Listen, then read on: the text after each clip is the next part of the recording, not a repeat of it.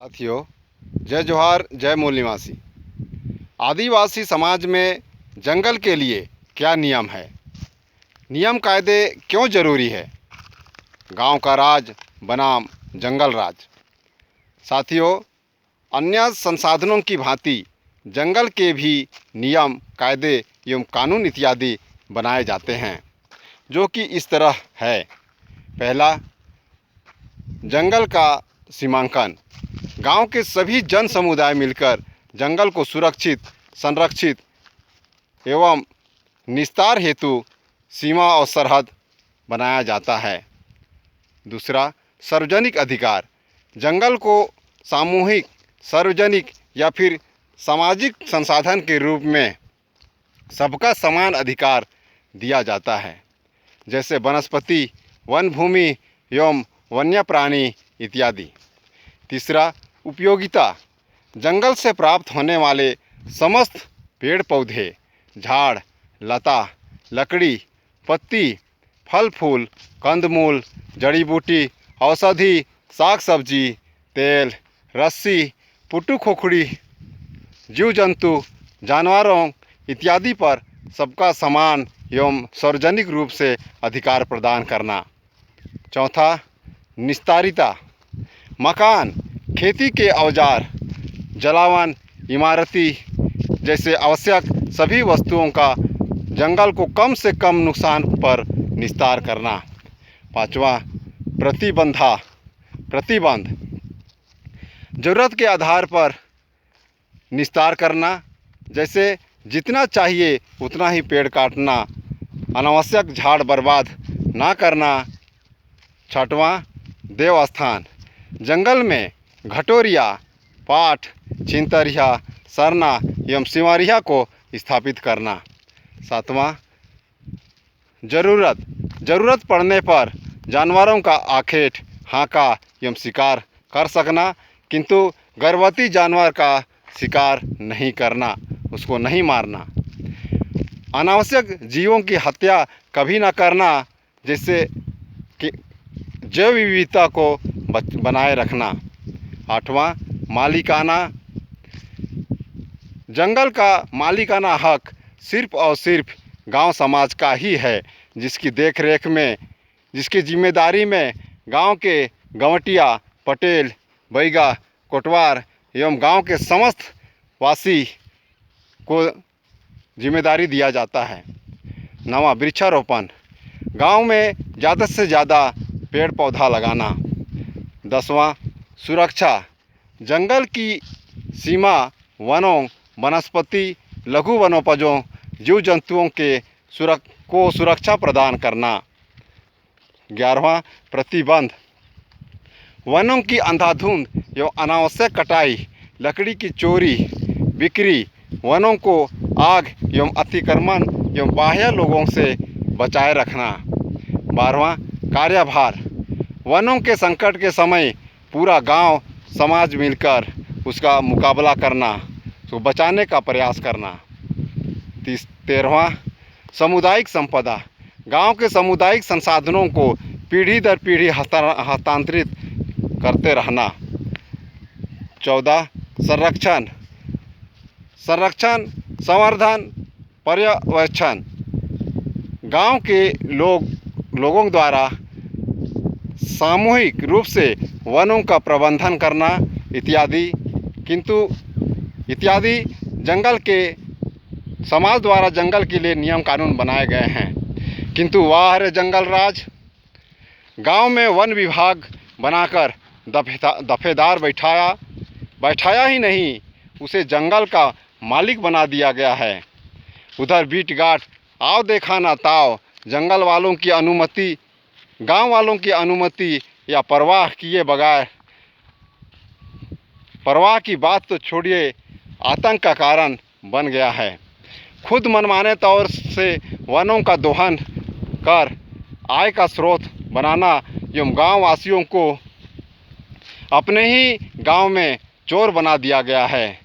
गांव समाज के सारे हक अधिकार छीनकर वनों के दोहन की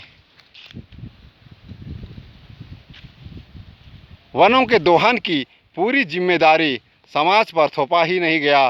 तरह तरह की कार्यवाही से गांव तबाह हो गया है। गांव के बुजुर्गों या परंपरागत पदाधिकारियों से पूछने, राय सलाह या सहमति लेने की बात तो दूर, पूरे गांव में जंगल राज ही कायम कर रखे हैं, जिसका दुष्परिणाम यह हुआ कि हमारे प्राकृतिक स्रोत जंगल हमारे लिए वरदान ना होकर अभिशाप बन गया है। हम सब बेदखली के कगार पर पहुंच चुके हैं। जंगल की सार्वजनिक मान्यता ख़त्म कर वन विभाग की निजी हो गई है, इसलिए वह जैसा चाहे वैसा व्यवहार कर रहा है और हम इतना कमज़ोर हो गए हैं कि प्रतिकार ही नहीं कर सकते। इसलिए सब ज़्यादतियाँ सहने में ही भलाई मान बैठे हैं। हमारे गांव ख़त्म कर दिया गया है। हम वनों के उपयोग एवं निस्तार से वंचित हो गए हैं। जंगल सार्वजनिक ना होकर निजी हो गया है। जंगलों पर होने वाले अतिक्रमण, चाहे वह गांव या बाहर के व्यक्ति द्वारा हो या वन विभाग द्वारा हो, उनको रोक नहीं सकते हैं। हमारे देवालयों को तहस नहस कर दिया गया है। शिकार की बात तो छोड़िए, हम अपने फसल की सुरक्षा हेतु या फिर हमारे ऊपर हमले के समय भी जानवरों को मार नहीं सकते। जंगल जेल की हवा खानी पड़ सकती है। गांव की मालिकियत ख़त्म होते ही जंगलों की देखरेख, रखरखाव एवं गांव के पदाधिकारियों की महत्व ख़त्म हो गई है। वृक्षारोपण के बजाय गांव के लोग भी सरकारी समझकर जंगल उजाड़ने का काम कर रहे हैं। वन विभाग द्वारा जिसको चौकीदार या फरवाचर की जिम्मेदारी दी जाती है, वे तो जंगल को और बेच खा रहे हैं। बचाव की बात अनभनिया हो गया है। यही कारण है कि आज लकड़ी की चोरी, बिक्री, अतिक्रमण, आगजनी, ठेकेदारी आय का स्रोत, गांव का दुश्मन के रूप में जंगलों से अनैतिक व्यवहार हो रहा है। बिगड़े वनों के सुधार के नाम पर पैसा बहाना, अतिक्रमण के नाम पर आदिवासियों को जंगल के सीमा क्षेत्र से भगाना, परियोजना, प्लांटेशन या अन्य कार्यक्रमों के नाम पर आदिवासियों का विस्थापन करना आम बात हो गई है। गांव वालों पर दंड, जुर्माना, पीवार कार्यवाही, सर्च वारंट, छापामारी, घर तलाशी के डर से गांव में दहशत का माहौल से घर छाने से लेकर जंगल से लकड़ी निकालने तक का काम रात को चोरी छिपे किया जाता है। जो वनों के दलाल, बिचौलिए, ठेकेदार या फिर जंगल सिपाही हैं, उनका तो मानो चांदी ही हो गया है, मौज हो गया है। लकड़ी तस्करी चरम सीमा पर हो गई है, जिसका खामियाजा तो सिर्फ गांव समाज ही झेल रहा है और आगे भी आने वाली पीढ़ी भी झेलेगी। आज यदि जंगल बिगड़ने का सबसे बड़ा कारण है तो वह है वन विभाग का जंगल राज। और यदि यही स्थिति रही तो वनों को कोई माई का लाल बचा नहीं सकता है। ये सब ब्राह्मणवादी व्यवस्था के कारण हो रहा है। इधर गांव वाले भी सरकारी जंगल समझकर भूल गए कि हमारे पुरखों ने इसके लिए पुख्ता सुरक्षा के मद्देनज़र क्या क्या कायदे कानून का पुख्ता इंतजाम किए थे। अपनी जिम्मेदारी क्या है, वनों की अवैध कटाई से भावी पीढ़ी का जीवन कैसे चलेगा। हम बच्चे पैदा तो ज़रूर किए, किंतु कौन व्यक्ति ऐसा है जो कि जंगल को नहीं बिगाड़ रहा है। हमारा संरक्षण, संवर्धन, पर्यवेक्षण, प्रबंधन एवं पर्यावरणीय बचाव नीति कहाँ गया? जंगल क्यों उजड़ रहा है? ये छोटी सी बात हमें समझ में क्यों नहीं आया? क्योंकि इसे समझाने वाला कोई नहीं है, इसे बचाने वाला कोई नहीं है, हमारे पुरखों के नियम कायदे जानने वाला कोई नहीं है। नैसर्गिक हक अधिकार की किसी को परवाह तक नहीं है और ना ही स्थापित करने की औकात ही है। यही कारण है कि सब मिलकर इस जंगल रूपी प्राकृतिक भंडार को खाली करने में कोई कसर पीछे नहीं छोड़ी है।